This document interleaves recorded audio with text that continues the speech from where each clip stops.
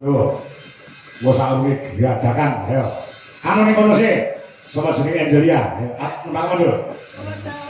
Nah, ya. Aku ora ngarani sing paling mok senengi sing kira-kira sing ngendhangi iso. Apa nduk, Dik? Langgam mawon nggih, Pak. Langgam oke. Ya. Kela nomor Sidro. Kela Dik. Memintaku no. Nah. Jangan kawan ngomong bintang. Ini ya kena. Apa dulu? Lagi. Ayo, diseke. Slendro mawon, Pak. Wah, slendro ya. Napa? Slendro napa? Langgame napa? Podang kuning. Wah, podang kuning. Nggih. Nek ngono karo ngadeg nek podang kuning. Ya.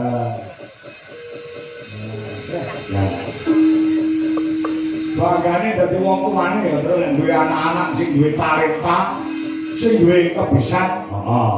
Aku ki dadi wong tuwa, wah, lek hubungah ora karo-karuan. Anakku karo anake Ibu Dwi kuwi sing barep kuwi wis mayang utawa wis dalan aketang awan. Iya. Adike wedok si Tata kae wis lomba maca menang, lomba nari yo menang. Burung sing adika. Lah iya. Apa sih ceblok ratus saka wite terus? Lah iya, ya. Ya, di bawahnya mboten nduk cayu. Langsung langgam mawon. Oh, langsung. Oh, nggih. Nah. Ya. Nah. Ini sesuk sampean mlebu sekolah ora, Ki? Besok libur, Pak. Loh, sesuk Kamis. Nggih, gurune gerak jalan, Pak. Gurune.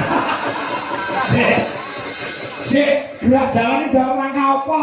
Hari guru, Pak. Oh, sesuk hari guru to? Iya, Pak. Oh, alah biar mlaku radong. Wong aku hari bapak ya ora ngerti. Bojoku ya ora selamat dari bapakmu ya ora. Iya. Ya. Oh, sesuk bener ora ono beneran. Nggih, Pak. Libur, Pak. Siap. Nah, sekolah sing pinter ya, Cayu. Nggih, Pak. Nah, sekolah sing pinter gapela cita-citamu setinggi langit. Angkatan derajat wong tuamu karo kekondanganmu lan kepinteranmu. Padha karo Mbak Yu Muriken Salindri tenang. Nggih, Pak. Wong tuane yo melu kok angkat mergo popularitas sing diraih karo Niken Salindri. Apa sing ora ngerti Mama Wiwin saiki? Iya. Karo Bapak Soleh. Lah iya. Urung Pak Sukono. Deglen, Pak Kandung Niken. Oh iya. Wah, pancen bapak yo dalan. Oh, bapak ini kan yo dalan. Dalan tur Klaten. Oh, Klaten Jawa Tengah. Oh iya. Jadi Niken Salindri yo telah Klaten. Mula Klaten yo akeh sing kondang. Oh iya. Dalan Mbah Narto Sabdo, ayo saka Klaten, saka Wedi ora kleru. Almarhum Ki Anom Surata ya saka Juwiring Klaten. Oh, ngono. Almarhum Ki Warsina Sreng kuwi yo Klaten. Oh, iya. Duwi Boim. Lah iya. Ya, kaya apa, Nduk? Buka celana ya, Nduk? Nah, ya. Podang kuning iki biasane Mas Tarno Tania Jaya sing nyuwun. Yuk.